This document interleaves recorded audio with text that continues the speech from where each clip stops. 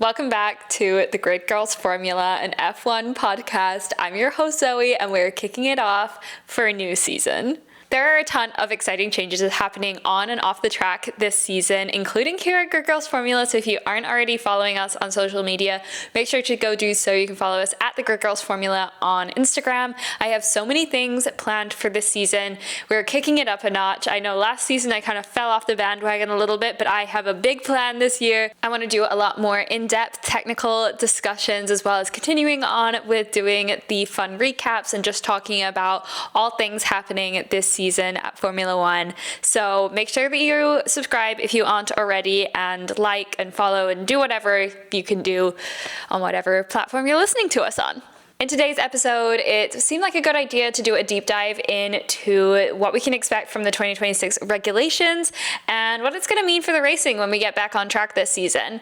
This has been a pretty intense year for changes. Martin Brundle even describes it as the biggest changes ever to the sport. There are engine changes, fuel changes, aero changes, tire changes, and all of those changes, how many times can I say changes, comes with a million different permutations of opportunities when it comes to new design and strategies that each team is going to take this season. The goal of the changes is to encourage closer racing, increase the road relevance of the engines, and also just encourage a lot more sustainability within the sport.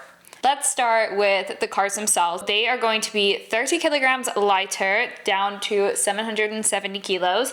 The wheelbase has been reduced by 200 millimeters down to 3,400 millimeters.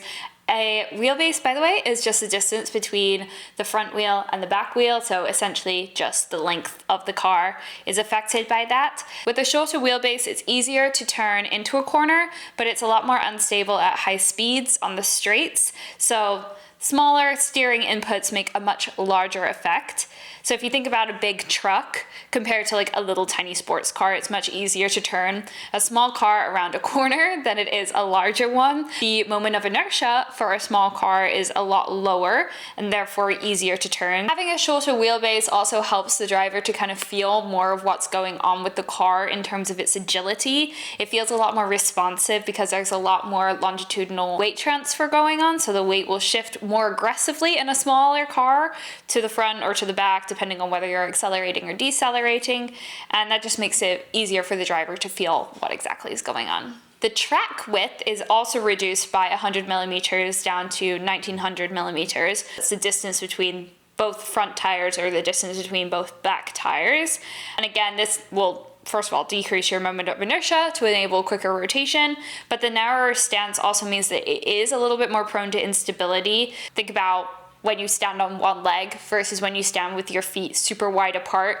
In one of those two situations, you feel a lot more stabilized than in the other situation. So having a smaller track width technically will again mean a little bit more instability, but nothing too crazy for these drivers. The floor width was also cut by 150 millimeters. The tires, they are still 18-inch tires, but the front tires are actually 25 millimeters narrower, and the rear tires are actually 30 millimeters narrower. So this is going to cut drag, this is going to minimize weight, but this also means that it's a change in the amount of grip that the car could have, because you have less tire there to grip to the ground. So we'll see how that affects driving styles. Next, moving into aerodynamics. Again, the idea here is just to make things a lot more simple, straightforward. So downforce is reduced by 15 to 30% by removing ground effect floor tunnels. So we are not going to be seeing as much ground effect as we have in the past.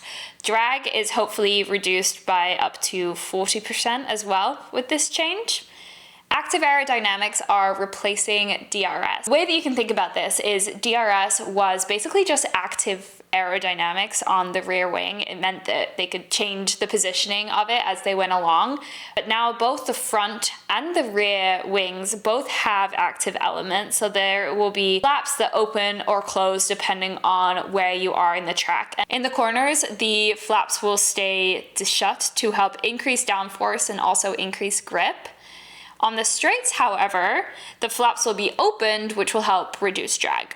The wings themselves are a lot simpler. There are less elements to deal with. There's no rear beam wing. There's a narrower front wing. And also we have higher ride heights. The idea here is to reduce the amount of turbulent air. So we all have heard the term dirty air happening.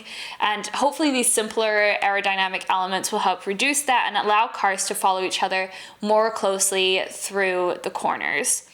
There will also be automatic shut-off built into these, which will hopefully help to make sure that there are no incidents, such as the one that we had at Suzuka last year when Jack Doohan kept the DRS open and he just went flying. Next is power units. So this is definitely a pretty big change here. The teams are going to be using the same 1.6 V6 turbo engine, but they are moving to a 50-50 split between combustion and electric power. This is going to be much more appealing to the various engine manufacturers to want them to stay in the game, because otherwise it's like they're making this one particular engine that doesn't necessarily relate back to the cars that they're selling on a regular basis. From a business perspective, this definitely makes a lot of sense. Power from the internal combustion engine dropped from 550 kilowatts to 400 kilowatts, but battery has risen from 120 kilowatts to 350 kilowatts, which is a 300% increase. The hybrid is a lot more simplified. The MGU-H has been removed, and that was basically just like a heat recovery system, but again, it lacked road relevance, it added weight. The MGU-K power has been increased for enhanced overtaking and straight line speed as well. Energy recovery has doubled up to 8.5 megajoules per lap. And there is one, and here's the thing that I think we're going to be hearing a lot about, and this is the new boost button. I swear, this is sounding a lot more like Mario Kart the more that I talk about it. But it basically activates energy deployment as well as an overtake mode to get some extra power-ups. So we're likely to see a lot more like lifting and coasting to recover energy and use it for longer acceleration periods. This is going to be interesting because it's like they'll have this option to maybe not put in quite as much power at one point on the track, and then they could put in a lot more power later in the track, and the way that different teams strategize this is probably going to help us to see changes in the way that overtakes and things like that happen. The cars will be using 100% sustainable fuels made from carbon capture, municipal waste, and non-food biomass. This is hopefully going to help F1 get to its target of net zero carbon emissions by 2030. There are going to be 5 power unit manufacturers on the grid in 2026. We have Mercedes, and the teams that are going to have the Mercedes engine are obviously Mercedes, McLaren, Williams, and Alpine. Then we have Ferrari. So Ferrari, Haas, and Cadillac will all have the Ferrari engine. Cadillac will eventually transition to a General Motors engine, but that's not until 2029. So they're going to be with Ferrari for now. We have Red Bull, Ford. They're in a partnership with Ford. So that's going to be Red Bull and the Racing Bulls team. And then for Honda, we have Aston Martin. And then finally, Audi is bringing their own power unit as well, and that is going to be the new Audi team, which is our old Sauber, Kick Sauber, Stake, whatever you want to call them, that team.